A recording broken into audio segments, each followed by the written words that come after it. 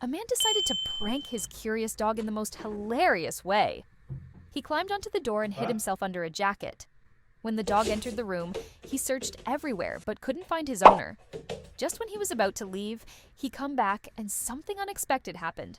Watch until the end to see the heart-melting moment. But wait, before this, brave little dog had a close call when an angry lion chased him.